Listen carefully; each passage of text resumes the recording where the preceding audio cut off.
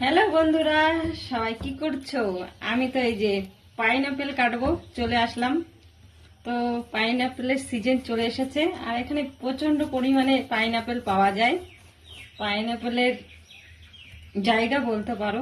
আর ভীষণই মিষ্টি, ঠিক আছে। আর এখানে মানে কি বলবো, প্রচুর দাম কম আমাদের কলকাতা থেকে। আমাদের যেমন কলকাতাতে আমের দাম কম, তেমন এখানে আমের দাম বেশি।